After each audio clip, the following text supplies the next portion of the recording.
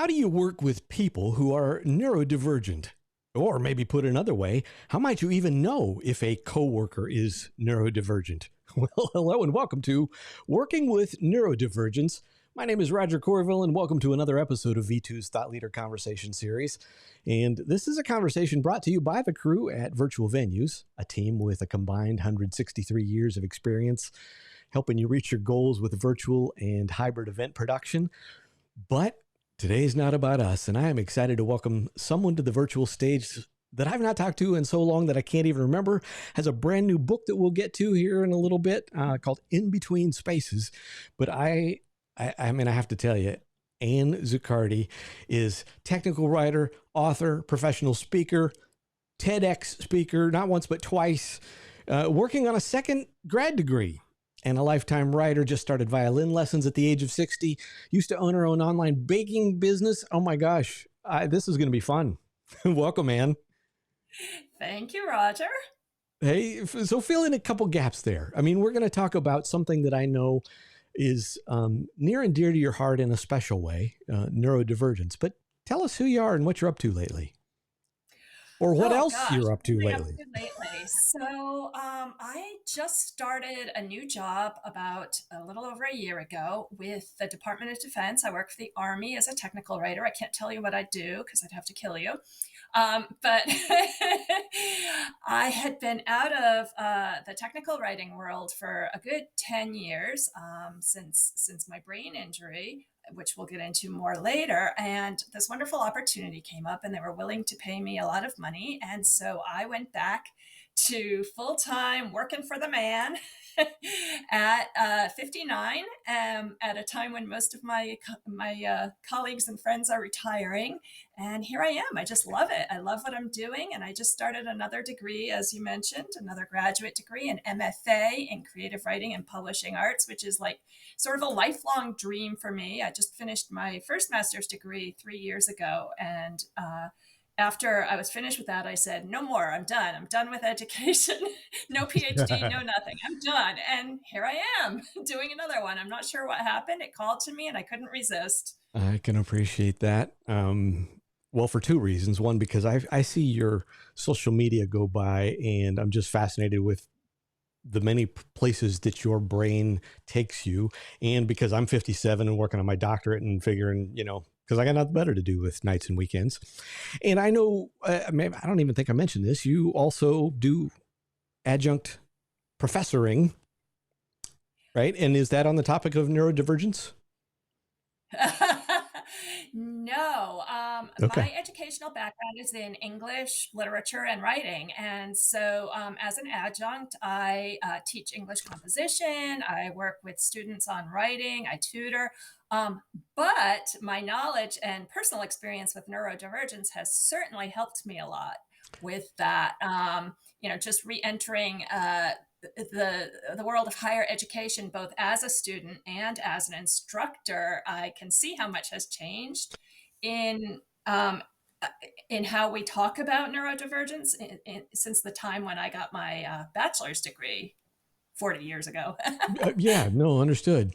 And I mean, I'll tell you why when I reached out, that struck me because I'm not going to go into the details, but I had an amazing, one of those amazing, you survived auto wrecks when I was 17 and have sometimes wondered unofficially about traumatic brain injury. So let's start with the word neurodivergent. Even define that, since that's kind of our beginning topic today. Define that. What should we know? So, well, it's a term that we're hearing a lot these days, especially in the workplace, in inclusion and diversity conversations. And I found that a lot of people don't really understand what it means. Neuro, of course, is having to do with your brain or your nerves, and divergent, of course, is different from the usual. So basically, neurodivergent people are people whose brains work differently than normal. And I find normal, I put normal in air quotes because what does that even mean, really? Exactly. Yeah.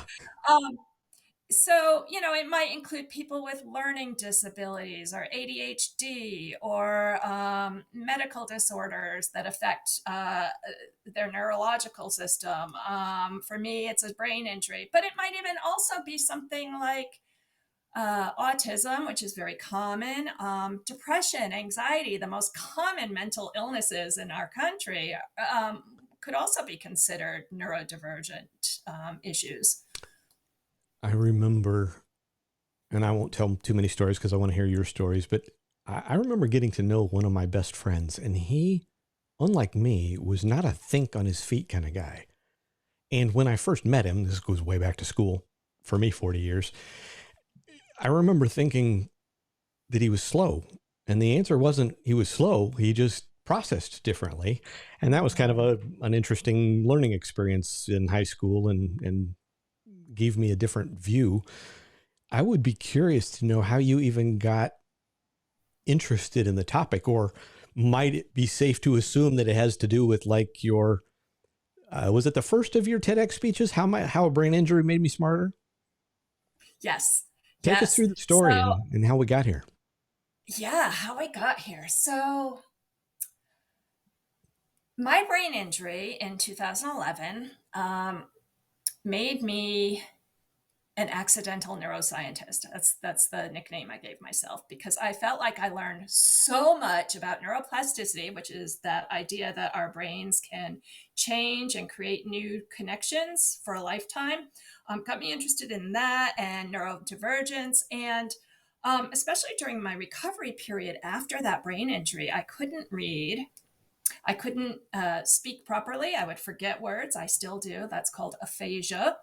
I was diagnosed with major depression a couple of years after my brain injury, which is very common with TBIs, traumatic brain injuries. And so I became very interested because it was happening to me. Right.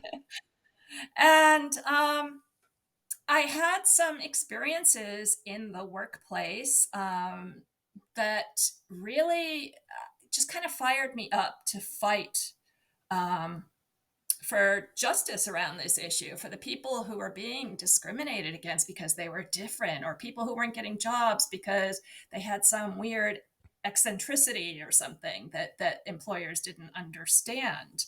Um, and I remember after my brain injury, this was now 11, 12, almost 12 years ago.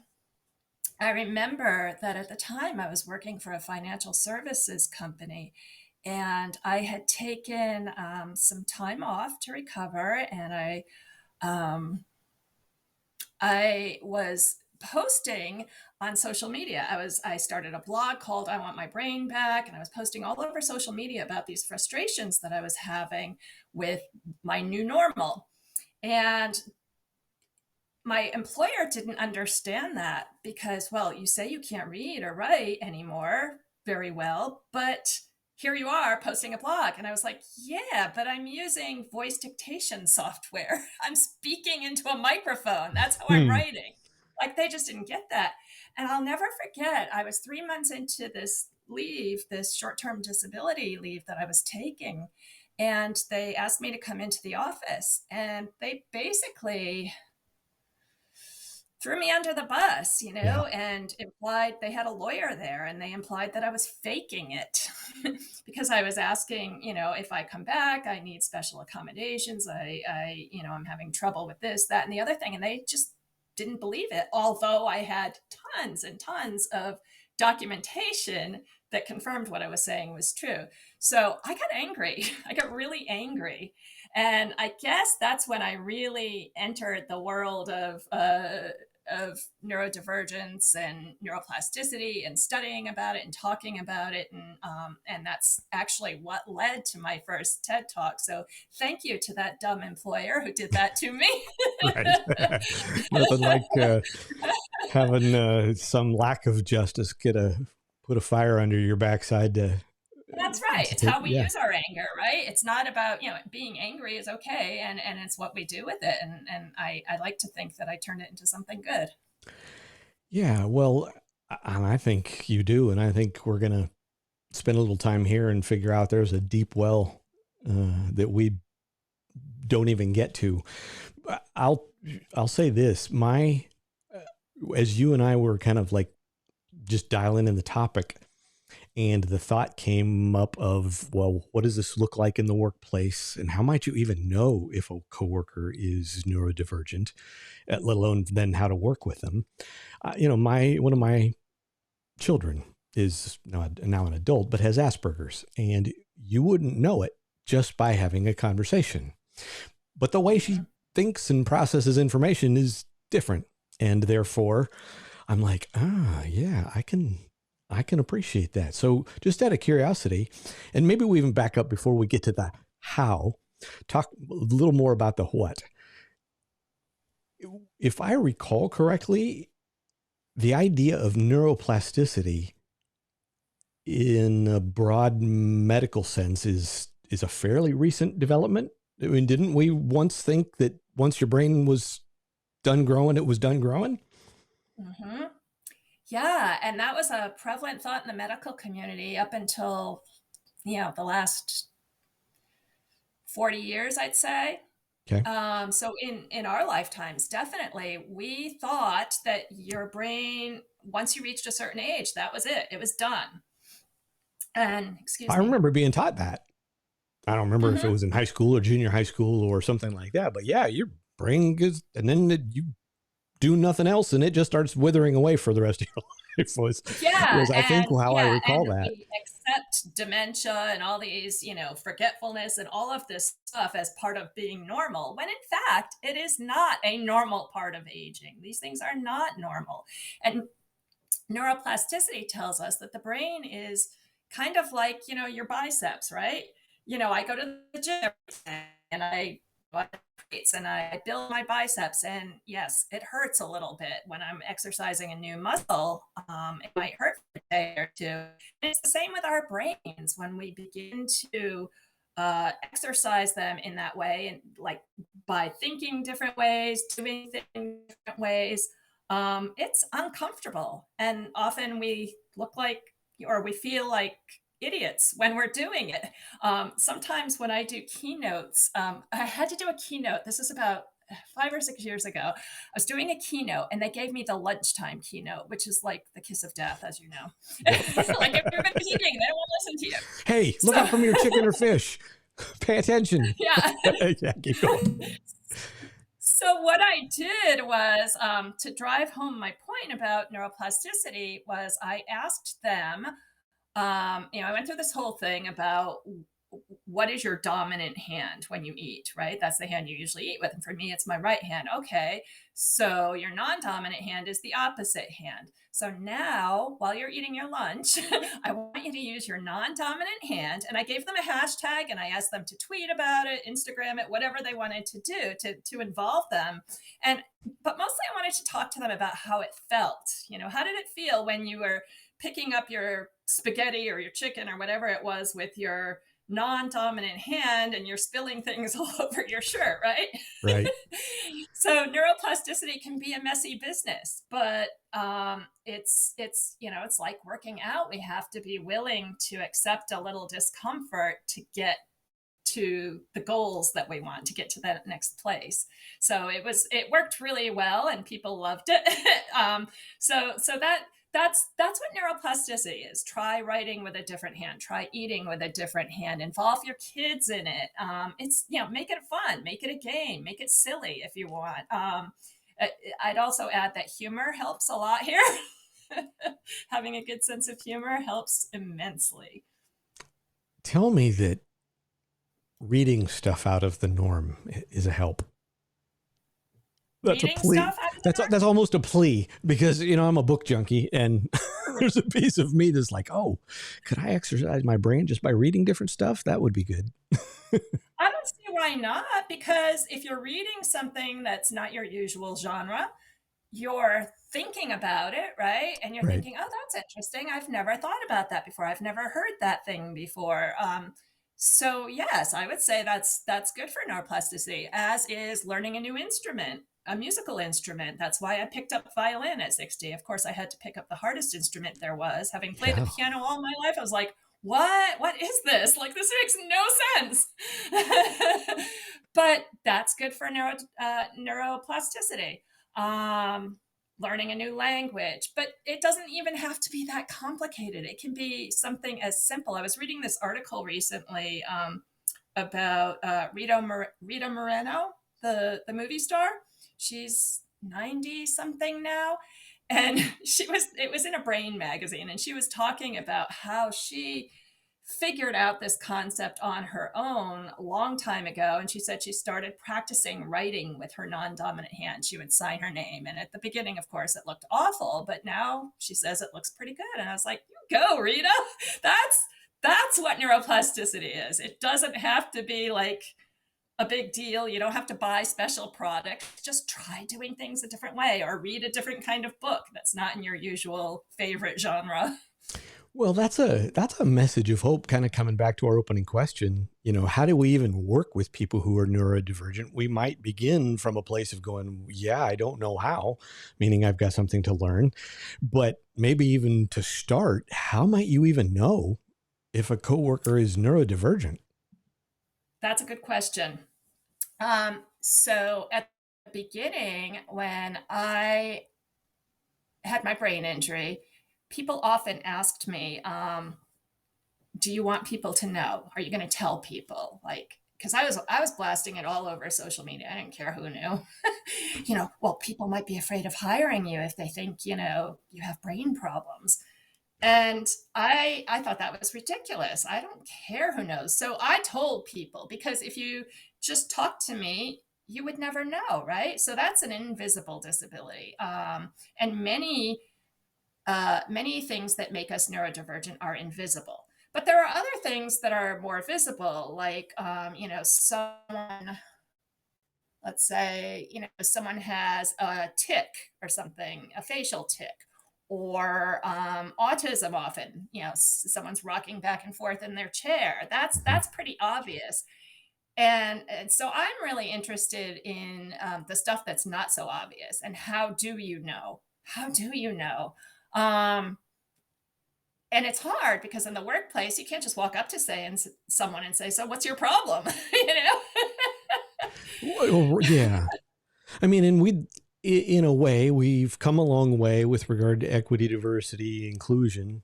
And in another sense, we probably have a long way to go, right? Same in the context of mental health, right? We've come a long way with regard to that not being a stigma, but we probably still have a long way to go. And I guess there's probably two sides to the equation. If you are dealing with some form of neurodivergence, what do you want to disclose? And to be Mhm. fair, I think that, wondering whether or not that could cost you a job or something might be, I'm sure is legitimate. And at the same time, if it comes down to us either working with coworkers or managing a team, there's some part of us while still honoring boundaries, would want to know so that we can work with people better. For the same reason, we might want to know their Strengths Finder scores or Myers Briggs, right? I mean, if I understand you a little better, we can work together better, and I can, knock on wood, draw out your strengths. Yes, and that's it exactly what you just said. Yeah, you pretty much said what I was thinking. Okay, well then, good. Nice interviewing you. We want diverse teams in the workplace. We want people with varied skills, right? It would be really awful if we all had exactly the same skills. And I think oftentimes with people, especially with visible issues, we just assume, oh, they can't do the job. And oftentimes that's not true. So a person is more than just a resume, and a big part of creating an open culture at work is education and messaging. It's really interesting. I'm doing a lunch and learn next month for Brain Injury Awareness Month at my employer, the DoD. Um, and in my little group where I work, we do have a good culture. I feel very psychologically safe about talking about these issues and about how they impact me personally in the workplace. And I hope and believe that we've created a culture where that kind of discussion is normalized. Right. I did have when I first started working for the DoD, a little over a year ago, I worked for another organization that wasn't quite that aware. And I asked for accommodations. I asked to telework, to work remotely at home, because we had this open office. It was very noisy. And with my brain injury, bright lights are I get migraines. Hmm. Bright lights are difficult. Lots of noise makes it difficult to focus. But this organization was so committed to having butts in seats all the time. They thought if they couldn't see you, you weren't doing the job, which is a whole nother issue, probably, Yeah. that you could do an entire Sure, interview they on. got their world rocked when COVID came around. Yeah. I mean, the whole workplace has changed in the last 3 years around that, and remote work is here to stay. But this organization, although I had lots of documentation and, I knew all the right things to say, they wouldn't do it for me. And I thought, gee, this is it was 2021. And I thought, wow, we're still doing this in 2021, a big governmental organization. So I found another place where I was respected and where I could get the accommodations that I needed. Yeah. But that discrimination still exists. Yes. Well, not to go down a rabbit trail, but I started in the conferencing industry in 1999. So I've seen a lot of evolution, and I have done a lot of consulting, training, coaching, et cetera, around what does it mean to even have remote teams long before COVID hit. And, a lot of it comes down to leaders and managers being willing to adjust their own style and deal with their own comfort level. Mhm.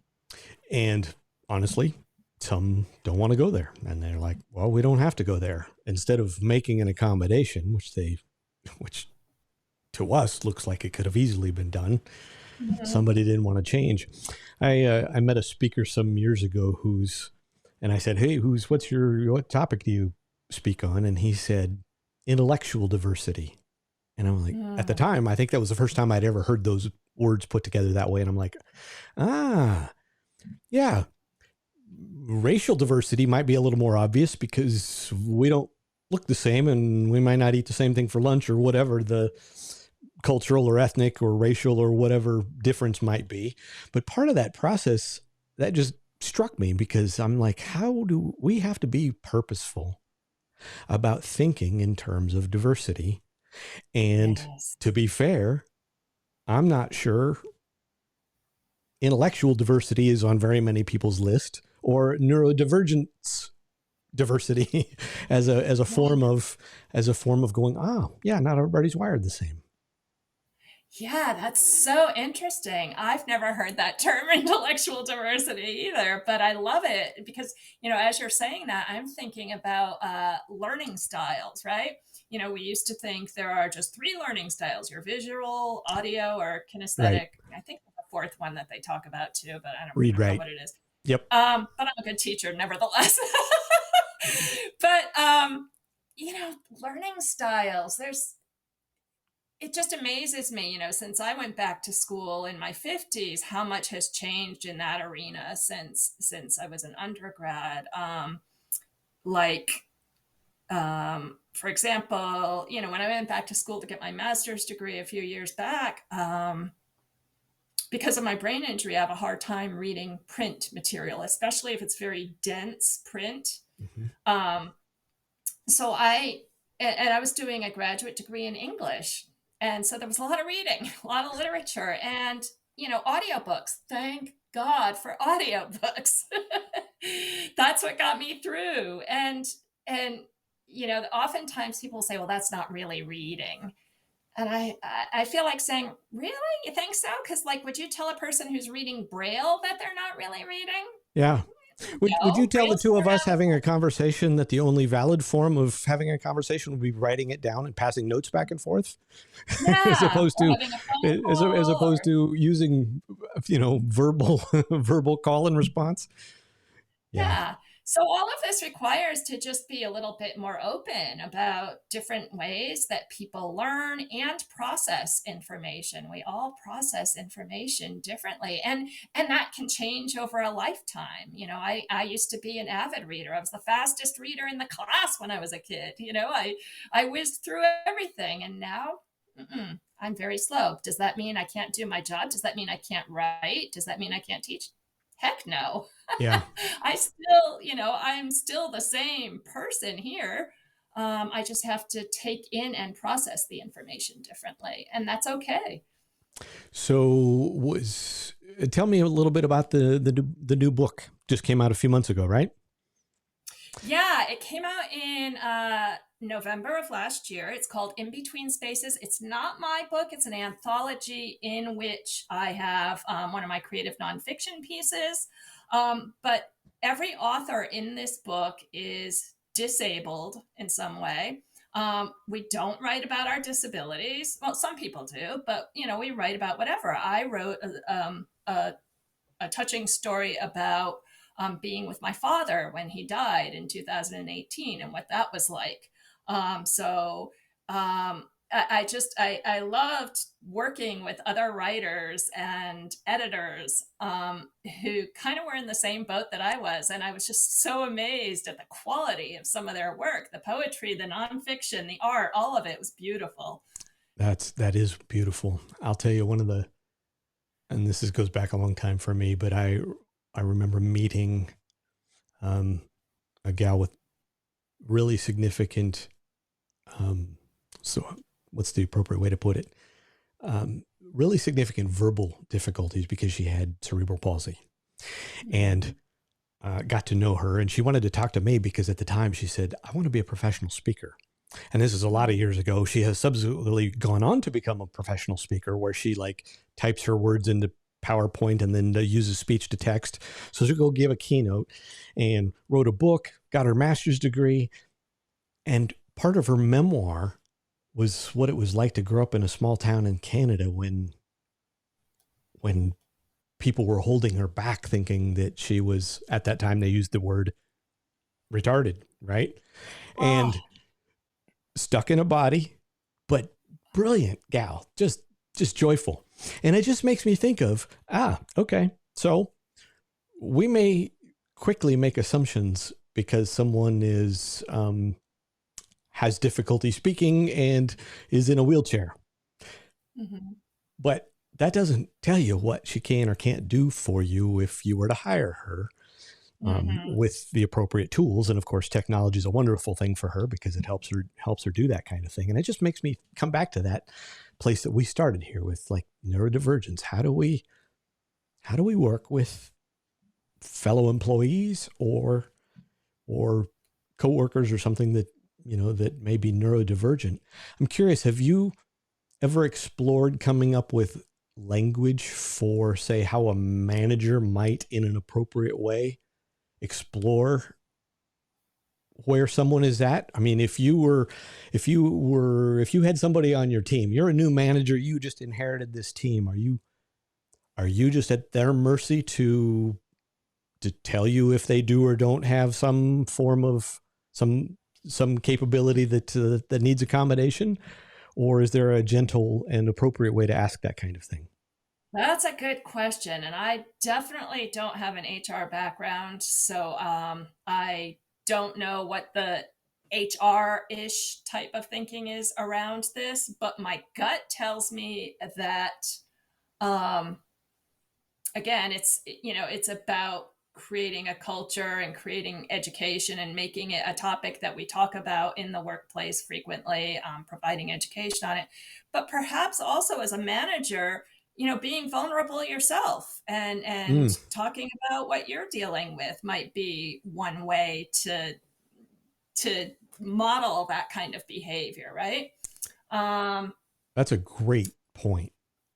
Yeah. Well, we know that as speakers, right? There is a certain level of self-disclosure that endears you to an audience, right? And it's not a manipulation tactic. It's just part of being real. And I think people, not only you could show your heart, but I think you could, from a heart level place, ask someone, hey, how can I help you be successful? I mean, who doesn't want their boss to come say, how can I help you be successful? Oh, that's wonderful. Yeah. Yeah. Rather than, you have to be here and do it this way. How can I help you be successful is a much better way to frame it. So, really, yeah, it's all in how we frame what we say, isn't it? So, of this like long list of bullet points that I forget if I nicked them off your website or something, um, was there something that you did before your injury that you had to relearn after your injury? Oh, yeah. Lots Well, I of mean, some things. you already mentioned, like, whoa, how do I relate to reading, for instance? So reading is one of them. And I talk about this in a couple of, in both of my TED Talks, but um, I had to become very creative and create what's called compensatory strategies to do the things that I couldn't do anymore, that I couldn't do the old way anymore, right? So, so in my first TED Talk, I talked about how I had trouble crossing streets, busy streets, because when I would turn my head to look both ways, driving, caused problems too. But I would turn my head to look both ways. I forgot what it's called now.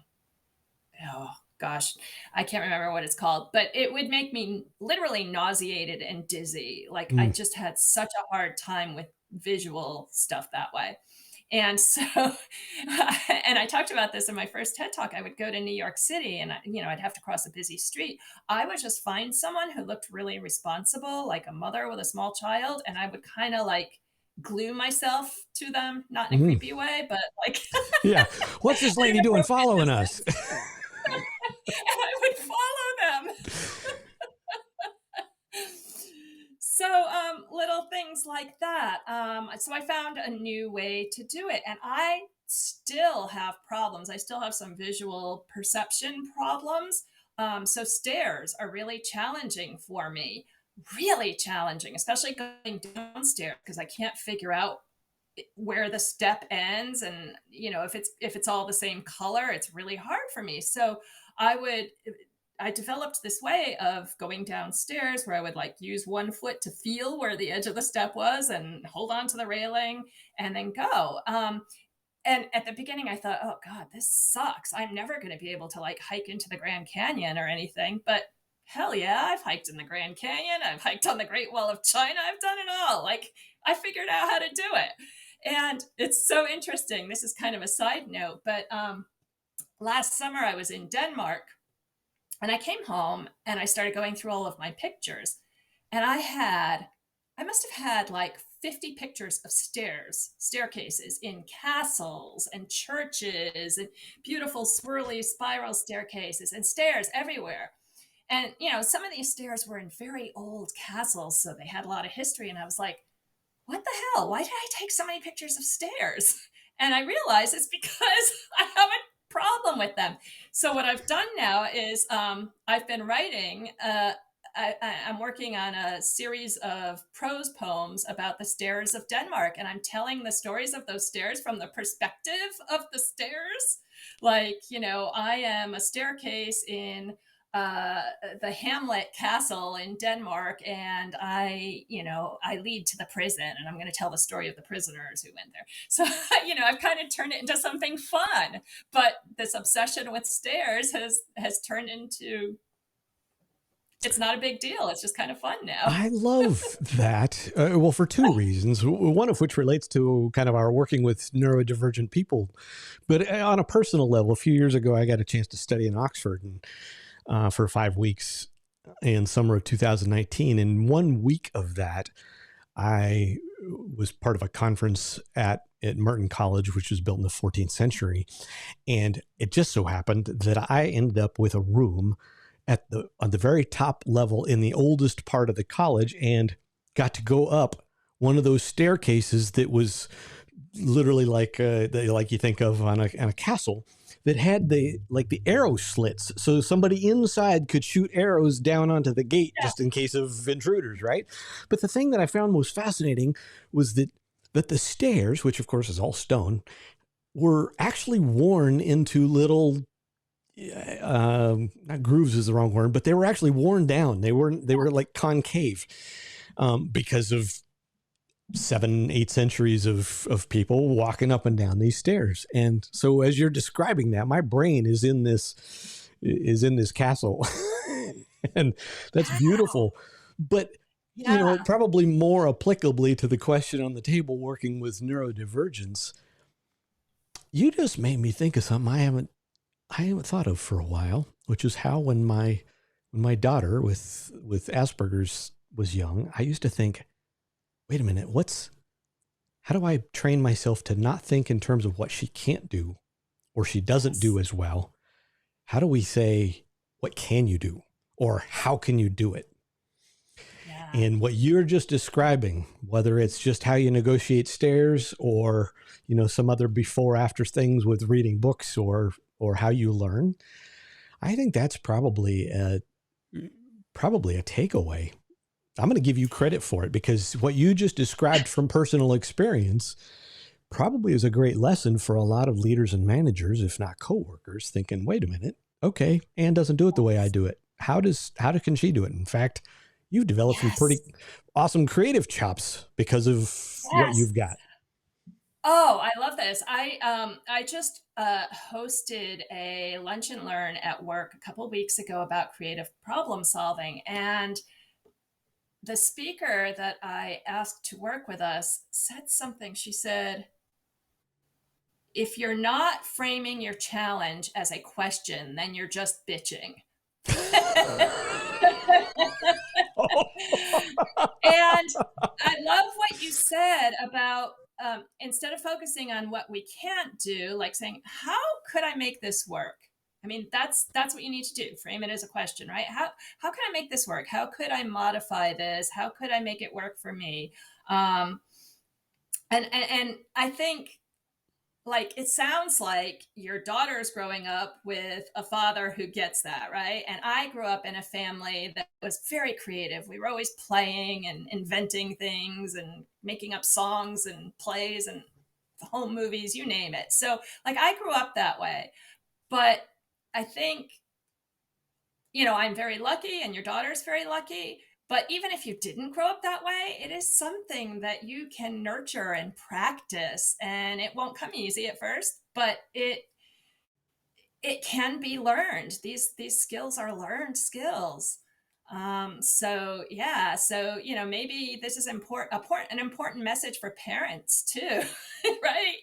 Play with neuroplasticity at home. Teach your children to frame challenges as questions rather than bitching about them.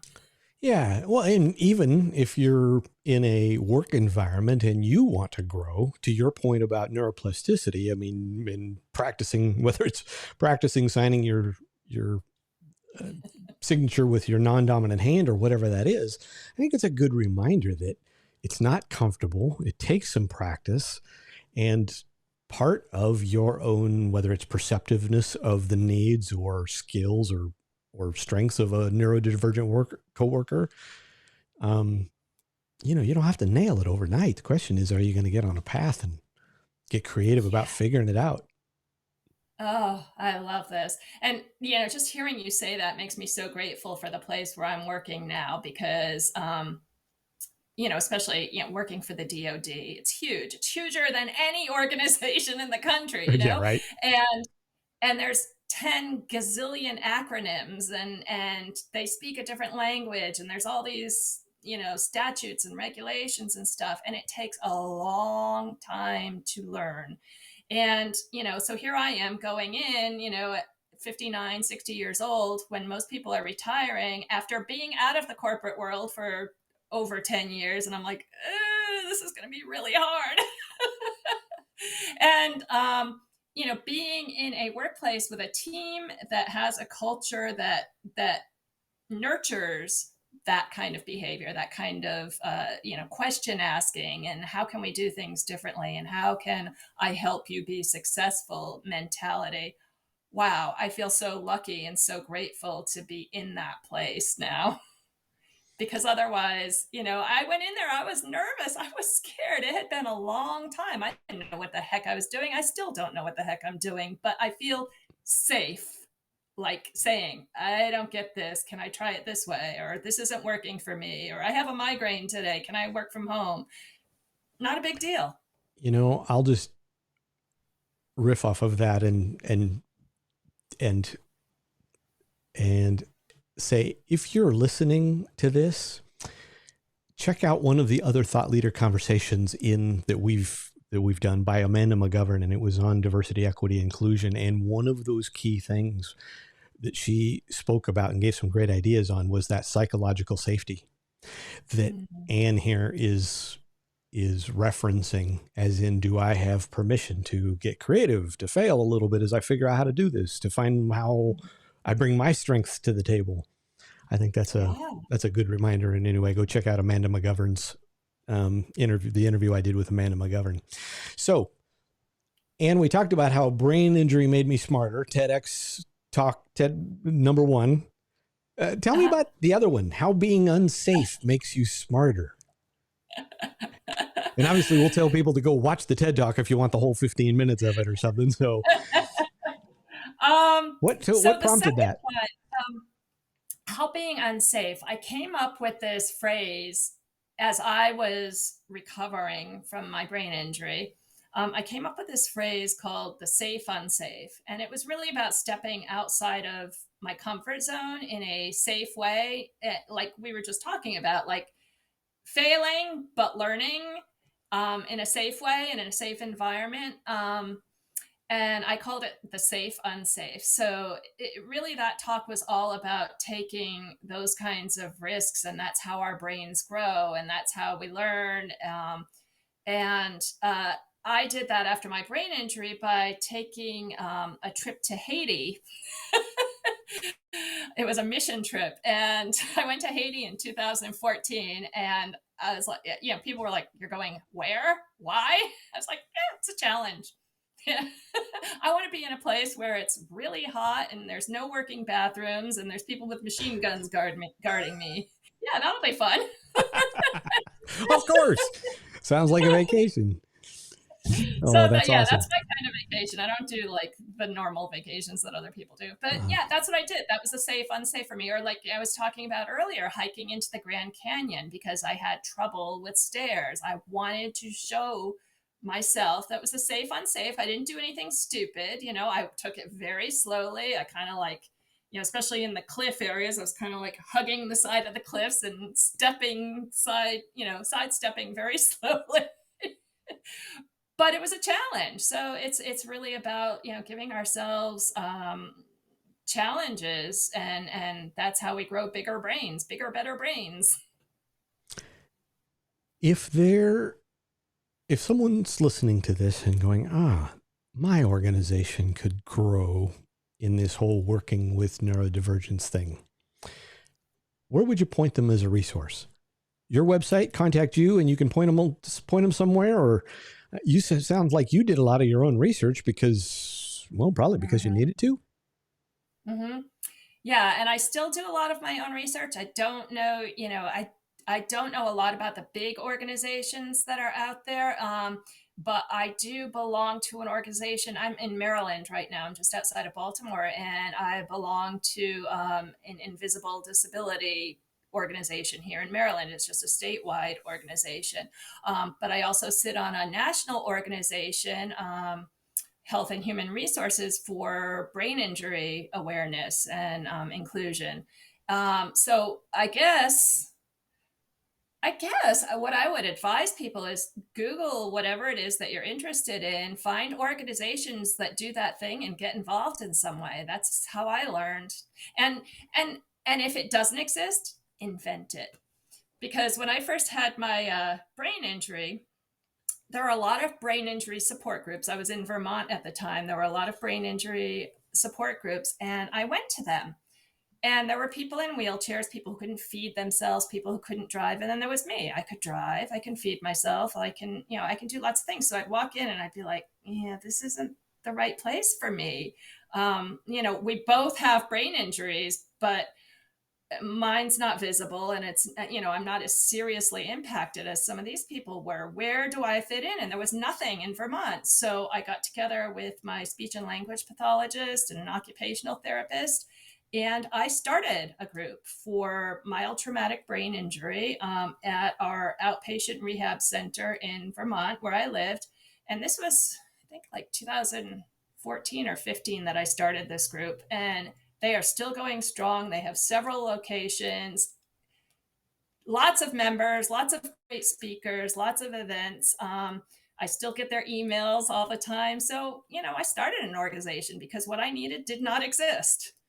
I love that. Well, let me say this before I ask you one final question. And I happen to know that Ann is active on social media, and you can find her on LinkedIn and Facebook and Instagram and stuff. And it's Ann, just in case you're listening and not watching, Ann with no E, Zuccardy. Ann Zuccardy. She says, I'm the only one. And clearly you're the most unique one, if there ever was another one. So we'll just keep it right there. Here's my last question for you. Are there any questions that I should have asked you that I haven't?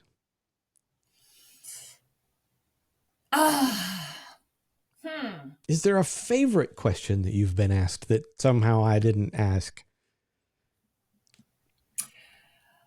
I don't know what the question is, but there's the question that would go with this is, maybe you asked the question and I just didn't say it, but my word of wisdom that I often tell people, and I guess we skirted around this a little bit, but is that we never know what's going on inside another person. I had a brain injury. I was seriously and diagnosed with clinical depression because of that.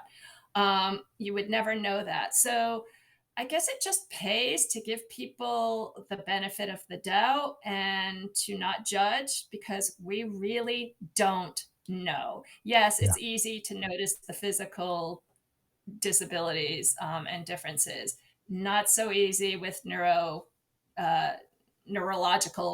related issues. So you just never know. And, the statistics say that it's estimated that 10 to 20% of us are neurodivergent. I think it's more. I think it's a lot more than that. I think people just aren't talking about it as much because they're still afraid. Yeah, there are a lot of hidden things. And as a guy in seminary, I like to think sometimes that every one of us has some hurt, pain, fear, something inside that you can't see. And it's amazing how sometimes that changes how you approach someone, regardless of what they look like on the outside. And they could be successful in however you want to define it. And it's amazing sometimes that, you figure out that every single person has some form of insecurity or something that they're wrestling with, or something hurts. And and to the point of today's conversation, really about growing in awareness and inclusiveness of neurodivergence within the workplace. I really appreciate you taking a little time to share. And probably the quote of the day, and I'm going to give you credit for it. If you're not framing up the problem with a question, you're bitching. Thank you for that one, Ann Zuccardy. It's not my quote, but I will relay it to my presenter for the creative problem solving. I think she'll love this. Yeah, no, that's awesome. Well, thank you again. Virtual round of applause. And of course, you can find Ann at annzuccardy.com or LinkedIn or wherever you'd like. You can find her on lots of social media platforms. And we're certainly glad that you hung out with us today on this particular episode of V2's Thought Leader Conversations series. And we hope to see you for the next one.